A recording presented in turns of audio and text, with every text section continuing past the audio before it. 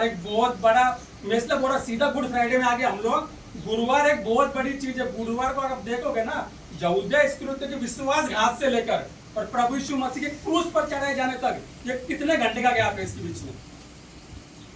रात को लगभग हम उसको अगर बाइबल की स्टडी करते तो 1 से लेकर 2 बजे के बीच में बताया जाता है कि प्रभु यीशु मसीह को कहाँ पकड़ के लेकर गए थे। कौन लेके गए थे? यहूदी लोग। कौन लेके गए थे? यहूदी लोग। 1 बजे से लेकर लगभग पहर का पहला समय था, पहर का पहला यानी कि लगभग 9 बजे उसको क्रूस पर चढ़ाया जाता, यानी बीच के 7-8 घंटे के अंदर सब कुछ हो गया। इतना फास्ट ट्रैक कोर्ट था वो। 6 कोर्ट में गया प्रभु यीशु मसीह, बताते वहां पे कितने? 6 कोर्ट में गया और 6 कोर्ट से उसको क्या बना दिया? दोषी ठहराकर उसको फांसी, मतलब उस क्रूस तक की सजा उसको क्या कर दी उन्होंने? डिक्लेयर कर दी। कितने घंटे में?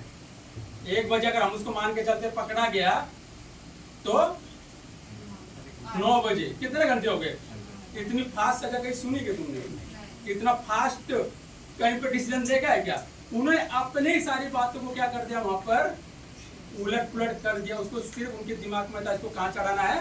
क्रूस पर चढ़ाना है। सबसे पहले आपको दिखाई देगा कि गुरुवार की रात को फसह का भोजन खाना था। उनको क्या खाना था?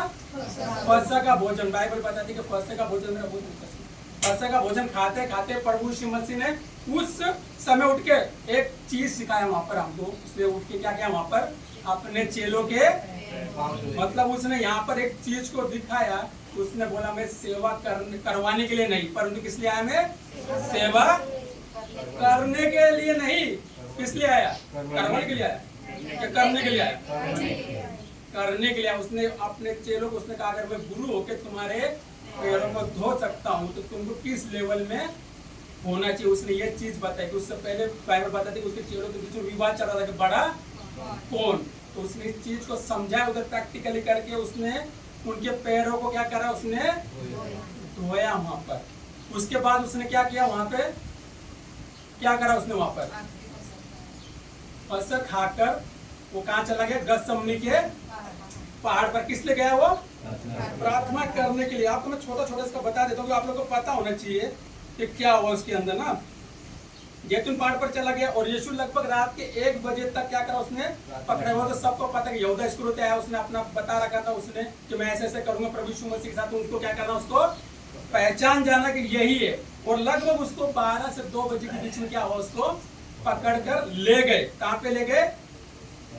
यहूदी के पास। तो बाइबल बताती कि सबसे पहले 3 यहूदी अदालत के अंदर और उसके बाद 3 रोमी अदालत के अंदर उसको लेके गए।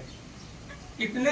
3 यहूदी रोमी अदालत में इसलिए लेके गए थे, किसी को प्राण दंड देने का हक यहूदियों को नहीं था। अगर किसी को प्राण दंड देना तो उनको कहाँ जाना पड़ेगा? वो रोमी साम्राज्य के पास जाना पड़ेगा। और वो जाके सिर्फ प्राण दंड, मतलब उनके दिमाग में पहले से ये चीज थी कि इसको हमने क्या दिलाना है? प्राण दंड दिलाना है। तो 3 यहूदी की अदालत कौन कौन सी थी? सबसे पहले बाइबल बताती कि वो कहाँ लेके गए? हन्ना के पास, जो काइफा का ससुर था। कौन था? काइफा का ससुर था। सबसे पहले हन्ना के पास लेके उसने उसको पकड़ा, कुछ नहीं मिला। उसने कहा भेज दिया? महायाजक काइफा के पास भेज दिया। उसको उसके पास नहीं मिला, उसने कहा भेज दिया? अगर आपको मत्ती 27:1 को देखोगे तो उसने याजकी महासभा के पास भेज दिया। कौन से याजकी महासभा? यहूदियों की महासभा के पास उसको क्या कर दिया? भेजा। उसी महासभा ने उसको ले जाके कहाँ लेके चले गए? वो पिलातुस के पास लेके चले गए। किसके पास लेके चले गए? पिलातुस को। पिलातुस को भी कुछ नहीं मिला उसके पास। उसी समय बाइबल बताते कि हेरोदेस वहां पे था। कौन था? उसने उठा के उसको कहाँ भेज दिया? हेरोदेस के पास भेज दिया। हेरोदेस भी बाइबल बताते कुछ सुनना चाहता था लेकिन उसको कुछ भी नहीं मिला। उसने दोबारा उठा के कहाँ भेज दिया?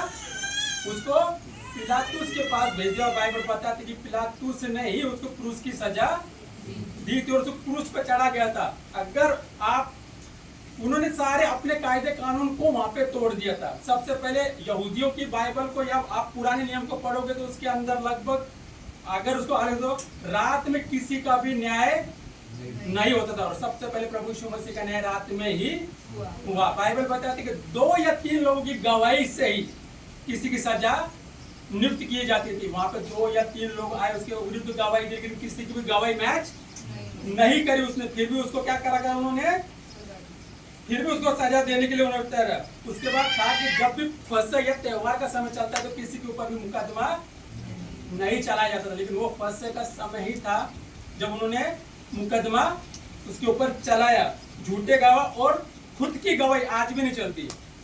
खुद की गवाही चलती क्या आज भी नहीं। जब उसने बोला कि लोग बोल तू सच मुझको बता कि तू परमेश्वर का पुत्र है, उसने बोला हाँ तू खुद ही तो बोला कि मैं परमेश्वर का पुत्र। इतना सुनते महायाजक ने क्या करा, अपने वस्त्र फाड़ दिया और उसकी गवाही को उसने क्या बना दिया, जरिया बना। बोला अब हमको और गवाहों की जरूरत नहीं है। इसने परमेश्वर की क्या करी, अभी निंदा करिए। हालेलुया।